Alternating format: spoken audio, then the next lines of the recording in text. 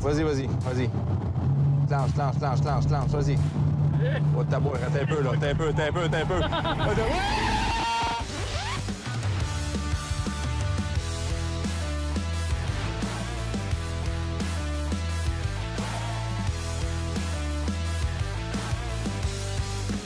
Bon, on a fait la courbe, on est encore en vie. Il me semble que ça sent. T'as-tu eu peur tant que ça ou non? As-tu quelque chose qui tient un petit peu plus la route? Oh, ouais, j'ai peut-être quelque chose. Ça va être encore un classique, là, mais j'ai quelque chose qui tient plus la route que ça. Bon, ben, on va aller changer de pilote, on va aller changer de char. Parfait.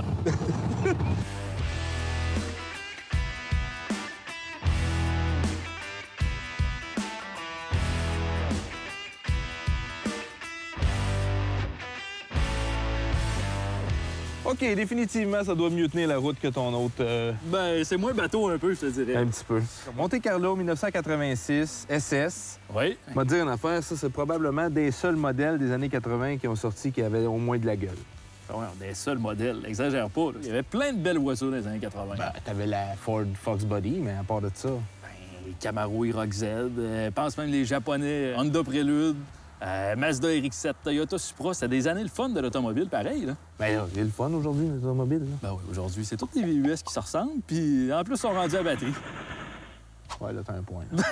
Non, mais c'est vrai, pareil. C'est-tu rare, ça, à cette heure aussi? Ouais, c'est rendu de plus en plus rare. Je te dirais, il y en a de moins en moins. Fait que non, c'est quand même assez rare. Là. C'est pas l'Aérocoupe qui est le plus rare? Ouais, les aérocoupes, ça, c'était très rare. En 86, c'est l'édition qu'ils avaient fait justement pour permettre à Chevrolet d'avoir l'homologation pour le NASCAR. Oui, Donc, justement, défunt Dale Sognard roulait une Monte Carlo Aérocoupe qui a fait à peu près la pluie et le beau temps sur tous les circuits NASCAR aux États-Unis avec ça. En 86, il en avait fait 200 des aérocoupes avec l'espèce de bulle en arrière, vitrée. Et en 87, il en avait fait plus. Il en avait fait 6 ou 5 000 de mémoire. C'est presque 5 000, oui. Oui, exactement. Fait que c'est moins rare, bien sûr, qu'un aérocoupe, mais je trouve que le look est plus beau, pareil, de celle-là. Ah, c'est vrai qu'il est. Ça look. Mais là, en ce moment, sur le marché, cette voiture-là, c'est quoi sa valeur?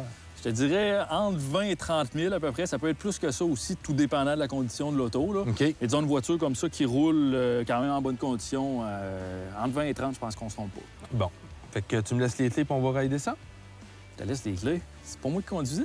On s'est dit, tu fais un reportage, moi je fais l'autre, puis c'est comme ça, on va tout le temps échanger un après l'autre. Je m'appelle pas Marcel, moi, là. Prêter mes autos de même. Arrête, puis... c'est toi qui as jumpé la dernière fois avec son char. Regarde, il y a un jump. Vas-y, on va te lancer. Vas-y, OK, je vois. Pas vrai. Tu t'en rajoutes tout le temps. Tu me traites de menteur?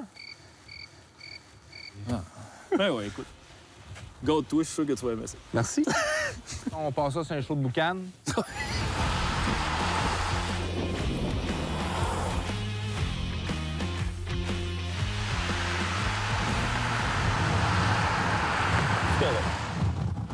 T'as juste assez de moteur. Écoute, c'est une autre époque, là. Oui, c'est ça. C'est une autre époque. Mais ça, c'est le 305 qu'il y a dedans? Non, celle-là, c'est ça. Le moteur a été changé, par exemple. D'origine, c'est un 305. 185 chevaux. C'était un petit V8 5 litres, mais c'était pas puissant. 185 forces dans un V8 5 litres. C'était pas une belle année côté motorisation, disons. Fait que, dans le fond, qu'est-ce que j'ai fait avec celle-là? C'est que c'est un moteur 350 Vortec qu'il y a dedans. Un petit crate engine de GM là, qui avait été acheté flambant neuf au concessionnaire pour avoir un peu plus de puissance, là, parce que c'était assez anémique, merci, comme véhicule. Là. Et en plus, un 350 fiable. Tu peux aller n'importe où, tu as des pièces partout. Ben oui, moteur populaire. Ouais, c'est ça qui est le fun. Tu sais, tu as le 350 dedans. Je serais comme curieux d'essayer le 305. Parce que le 350, le moteur est super bien adapté pour la voiture. Oh, c'est correct. C'est pas hyper le 305, ça doit être... Non, le 305, c'était ordinaire. Ça doit être épouvantable de conduire. C'est une voiture qui est pesante, pareil. Là. Ben Puis, même avec le 350, c'est pas une voiture qui a des performances hallucinantes non plus. Non. Ouais, ça manque. C'est ça. Je comprends ce que tu veux dire. C'est correct, pareil. Là. Oh oui. Mais c'est ça, à la base, c'était pas vendu pour être une voiture hyper performante. C'était moins sportif un petit peu qu'un Camaro, qu'un Firebird dans ces années-là. Mais c'était axé vraiment là, sur un mélange de sport puis peut-être un peu plus de confort. Oh, oui, c'était réussi. C'était super réussi comme voiture. Là. Mais comme c'est là, je trouve que la combinaison est bonne. Même si c'est pas le moteur original, tu sais, quand même, je pense que ça fait juste un petit upgrade le fun à l'auto. Oui, définitivement. Quand même un beau son. Mais quand même. quand même, mais pas aussi beau que toi. Ça trouve pas drôle? Non, ça trouve pas drôle. T'as vu ça, tes jokes, t'es plus drôle que ça, là?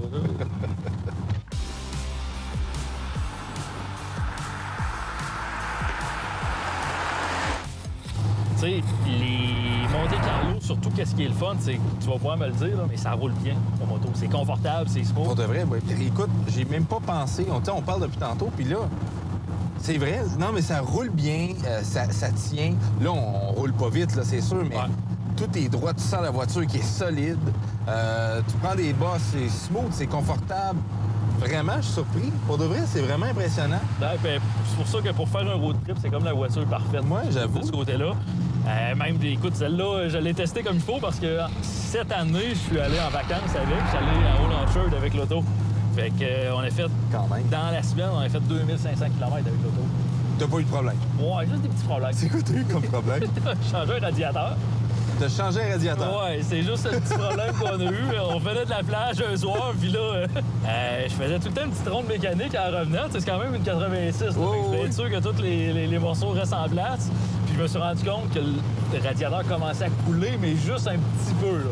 Prends pas de chance. Fait que, écoute, j'ai traversé au magasin de pièces d'auto qui était juste en face. Il y avait un radiateur en main. Le lendemain matin, on s'est mis là. J'ai changé le radiateur dans la cour du Airbnb qu'on avait loué là-bas. Mais tu sais, quand tu fais des road trips comme ça prend des aventures. Est-ce que tu viens encore de staller? Oui, oui. OK, on a manqué il est en train de manquer de gaz. Ouais. Ah ouais, il pousse! C'est vrai? Pour une fois que tu travailles un peu. Peux-tu, la prochaine fois, juste mettre de l'essence avant de commencer? Qu'il y a des chialeux. L'avantage, c'est que ça se stallera pas. Non. T'as mis de l'essence dans celui-là? Non, ma main devrait pas se tarder. J'ai mis du gaz. On va dire l'affaire, là. J'étais un peu brûlé de tantôt. Là, je regarde l'intérieur, là. C'était pas beau tout de suite, hein? Moi, je trouve ça beau, le pire. Ah oui? Ça, moi, l'intérieur de cette voiture-là, je l'adore. Avec tous les petits appliqués rouges, les compteurs. Regarde les compteurs, les aiguilles rouges aussi, le volant aussi. Oui. Tu sais, il y avait des petits détails différents dans les SS qui faisaient que l'auto, l'intérieur était bien moins fade aussi qu'un Monte-Carlo, disons, plus ordinaire. Ça fait comme un peu rétro-futuriste carré, là. Ouais, c'est ça. Okay. Mais moi, j'aime ça. Mais ce que je trouve drôle, c'est qu'on a un petit hybride ici avec la radio que tu vois définitivement que c'est pas la radio d'origine. Ouais, parce que c'est plus 90, là, avec les plastiques cheap GM, les boutons cheap GM, que tu retrouvais autant dans une Cavalier que dans une Corvette. Ouais, non, c'est exact. D'après moi, c'est une radio, justement, d'un Monte-Carlo 95-16. Il y a eu l'autre génération après qui était rendue traction avant, avec un moteur V6. Écoute, on était loin, disons, du cachet de cette voiture-là. J'ai eu une Chevrolet Lumina qui était la version 4 portes de la Monte-Carlo. Ouais. C'était une bonne voiture, mais disons que c'était une voiture dépassée pas mal. Ouais, c'est des bonnes vieilles minounes GM de C'est ça. Super confortable, mais plus ou moins fiable. C'est voilà. Moi, qu'est-ce que j'adore aussi, c'est chaud l'été, là, mais le T-top. Le T-top, ça, c'est une chose que les manufacturiers devraient revenir. Ah oui. Avec des T-top. Oui, là, t'entendais les bruits de vent, mais avec les nouvelles technologies puis avec la qualité de finition qu'on a aujourd'hui, un bon T-top, ça serait écœurant à avoir ça dans les voitures modernes. Ça fait 1980, un T-top, là, mais c'est tellement le fun aussi. C'est facile à enlever. C'est beau, ça a du look. Puis pourquoi qu'ils le font plus? C'est sûr que ça occasionnait des craquages. Il y a des petits rateurs, des filtrations d'eau. Ça, c'est pas pire qu'un cabriolet. Là. Ah non, ça, c'est sûr. Puis en plus, quand t'enlèves le toit, ben là, t'as l'expérience complète des années 80. Moi, j'imagine juste, là, le gars, il part ça le soir, ça va chercher sa petite cocotte. Il fait sûr et certain de faire un détour pour passer par la main, la musique des CDC dans le tapis, le mullet, les grosses lunettes. Ouais. C'était le summum des années 80. Ouais, non, c'est sûr. Mais tu peux pas avoir plus de voitures américaines que ça aussi. Tu sais, tu penses au NASCAR aux États-Unis, quand tu penses à Dale Earnhardt, tu penses à cette voiture. Monte-Carlo, oui, définitivement. La fameuse Wrangler, numéro 3, bleu et jaune. C'est une de mes voitures préférées, celle-là.